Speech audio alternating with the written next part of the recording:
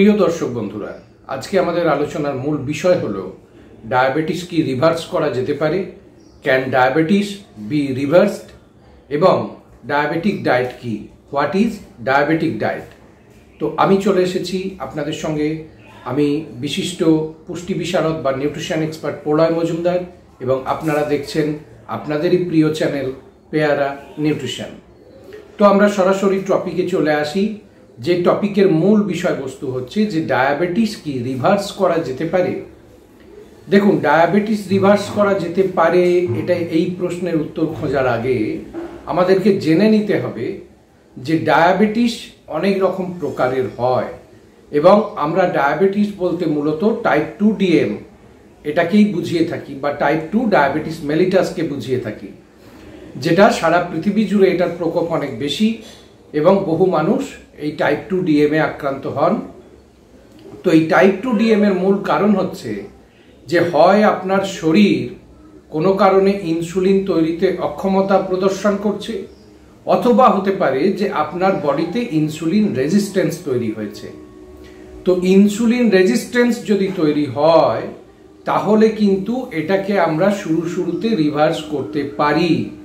তাহলে ডায়াবেটিসের অন্যতম কারণ যদি হয় যে আপনার শরীরে বিটা সেলগুলি ধ্বংসপ্রাপ্ত হয়েছে, এবং সেই বিটা সেলগুলি ধ্বংসপ্রাপ্ত হওয়ার কারণে ইনসুলিন প্রোডাকশন রেট অনেক কমে গেছে, সেক্ষেত্রে কিন্তু এটাকে রিভার্স করার পসিবিলিটি খুব কম, যদিও শরীর কিছু মাত্রায় বিটা সেলকে রিজেনারেট করতে পারে, এবং এটা এখনো গবেষণার স্তরে রয়েছে। সেই জন্য এই জায়গাটা আমরা এখনো বলতে পারবো না যে এক্ষেত্রে ডায়াবেটিসকে রিভার্স করা যেতে পারে। কিন্তু যদি আপনার শরীরে ইনসুলিন রেজিস্ট্যান্স তৈরি হয়ে থাকে তাহলে সেটাকে আমরা শুরুতে রিভার্স করতে পারি। লাইফস্টাইলে বেশ কিছু চেঞ্জেসের মাধ্যমে, ডায়েটে বেশ কিছু চেঞ্জেসের মাধ্যমে আমরা ইনসুলিন রেজিস্ট্যান্সটাকে রিভার্স করতে পারি, ডায়াবেটিসকে কিন্তু রিভার্স করতে পারি না। তাহলে বন্ধুরা বুঝতে পারছেন যে ডায়াবেটিসকে রিভার্স করা এটা একটা ভুল কথা। কথাটা হচ্ছে ইনসুলিন রেজিস্ট্যান্সকে রিভার্স করা। তো আমরা এবার পরবর্তী পর্যায়ে যেটা আসব যে ডায়াবেটিক ডায়েট কি। বর্তমানে ডাক্তাররাও মেনে নিচ্ছেন ডায়াবেটিক ডায়েট বলে আলাদা করে কিছু হয় না। আদতেই আপনার জীবন ধারণের জন্য যে খাদ্যাভ্যাসের মধ্যে দৈনিক থাকতে হবে সেটাই আপনার ডায়েট, একদম নর্মাল একটা ডায়েট, যার মধ্যে বিশেষ কিছু পয়েন্টের ওপরে ফোকাস করা হয়। এছাড়া একটা সুস্থ স্বাভাবিক মানুষের ডায়েটের সঙ্গে ডায়াবেটিক ডায়েটের খুব একটা তফাৎ নেই। এটাকে আমরা বলতে পারি হেলদি ডায়েট, ডায়াবেটিক ডায়েট নয়। তো এই যে হেলদি ডায়েট, এই হেলদি ডায়েটের মধ্যে আপনাকে মূলত যেগুলো করতে হবে যে আপনার খাবারের ব্যাপারটা আপনাকে ভীষণভাবে লক্ষ্য দিতে হবে, এবং খাবারের মূল কথাই সেটা হলো ক্যালোরি রেস্ট্রিকশন বা ক্যালোরি রেগুলেশন। এই জায়গাটাকে আপনাকে ডিপলি মেনটেন করতে হবে।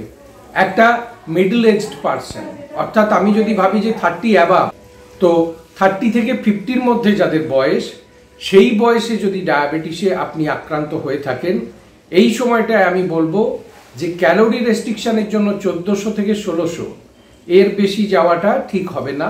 1600 কিলো ক্যালোরির মধ্যে আপনি এটাকে রাখুন।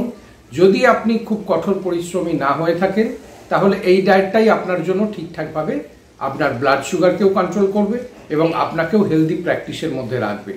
এবং এই ক্যালোরি রেস্ট্রিকশন করতে গিয়ে পার্টিকুলার ফুডের ওপরে যেমন ফোকাস করার খুব একটা ইম্পর্টেন্স নেই। অরিজিনালি আপনি টোটালি কতটা ক্যালোরি ইনটেক করছেন এটাই মূল বক্তব্য। তো সেক্ষেত্রে আলাদা করে এটা খাবো না ওটা খাবো না এমন ছুতোমার্গের কোনো ব্যাপার থাকে না। টোটাল ক্যালোরিটা যদি 1400 থেকে 1600 কিলো ক্যালোরির মধ্যে থাকে, আপনাকে আলাদা করে অন্য খাবার নিয়ে ভাবার কিছু নেই। তবে এক্ষেত্রে যেটা হয় যে একেবারে বিশুদ্ধ শর্করা, যেগুলো আপনারা জানেন যে চিনি, মিষ্টি, এগুলোকে যতটা রেগুলেট করা যায়, কারণ এগুলো অল্প পরিমাণেই অনেকটা ক্যালোরি দেওয়ার ফলে আপনার পেটটা তো ভরেই না, উল্টে আপনার যে ক্যালোরি নিডস রয়েছে সেটা খুব কুইক পূরণ হয়ে যায়। ফলে সারাদিন একটা খিদে ভাব থাকে।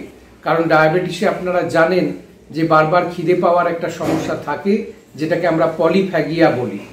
তো সেক্ষেত্রে এই মিষ্টি জাতীয় খাবারগুলোকে একটু অ্যাভয়েড করলেই হয়।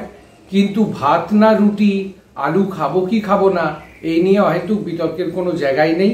আপনি সবটাই খেতে পারেন পরিমিত পরিমাণে।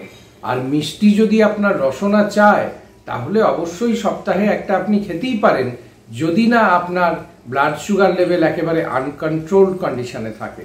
ব্লাড সুগার যদি কন্ট্রোলে থাকে সপ্তাহে একদিন আপনি এটা টেস্ট করতেই পারেন আপনার রসনার তৃপ্তির জন্য। তো এই যে ডায়াবেটিক ডায়েট, এই ডায়াবেটিক ডায়েট বিভিন্ন চ্যানেলে দেখবেন বিভিন্ন সময় বিভিন্ন ডাক্তার পরামর্শ দিয়ে থাকেন। দেখুন বন্ধুরা, খুব সৎভাবে আমি বলবো যে যারা যেটা নিয়ে পড়াশোনা করেছেন সেটা তাদের সাবজেক্ট।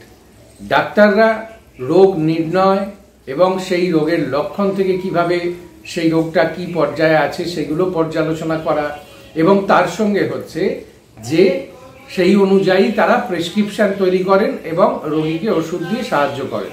তো মেডিসিনের ব্যাপারে আপনি অবশ্যই আপনার ডাক্তারের সাথে পরামর্শ করুন, কিন্তু আমি বলবো খাবারের ব্যাপারে যদি আপনাকে জানতে হয় তাহলে অবশ্যই নিউট্রিশন এক্সপার্ট এবং ডায়েটিশিয়ানের সাথে কনসাল্ট করুন, কারণ তারা সেটা নিয়েই পড়াশোনা করেছে।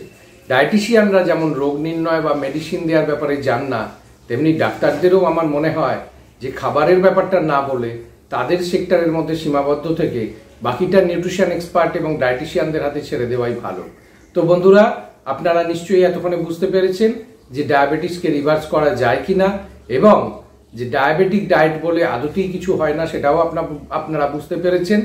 এটা আদতেই একটা হেলদি ডায়েট প্ল্যানের কথা আমরা বলি, এবং এর সঙ্গে আমি দুটো ছোট্ট টিপস আপনাদেরকে দিয়ে রাখবো যে যদি দেখা গেল যে আপনার শরীরে ইনসুলিন রেজিস্ট্যান্স তৈরি হয়েছে তাহলে সেক্ষেত্রে, এবং তার জন্য আপনার ব্লাড সুগার লেভেল বাড়ছে, প্রথমেই যেটা করবেন ভিটামিন D3 লেভেলটা একবার টেস্ট করিয়ে নেবেন, সেটা ঠিক আছে কিনা দেখে নেবেন।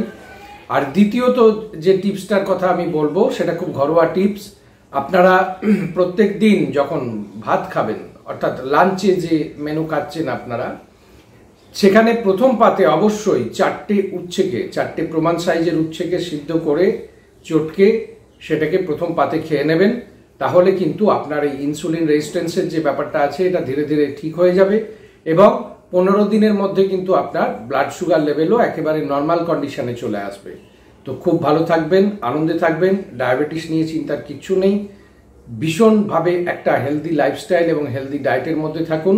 ভিডিওটা ভালো লাগলে অবশ্যই লাইক করবেন, শেয়ার করবেন, এবং চ্যানেলটিকে সাবস্ক্রাইব করতে ভুলবেন না, কারণ এর মাধ্যমেই আপনারা এরকম আরও অনেক ভিডিও নোটিফিকেশন পাবেন। আর একটা কথা বলবো বন্ধুরা, এই ভিডিও থেকে যে টাকা আমরা রোজগার করি তা সবটাই দরিদ্র মানুষের সেবায় ব্যবহার করা হয়। তাই দয়া করে যদি সম্ভব হয় তাহলে অবশ্যই একটা সুপার থ্যাঙ্কস বাই করবেন। ধন্যবাদ।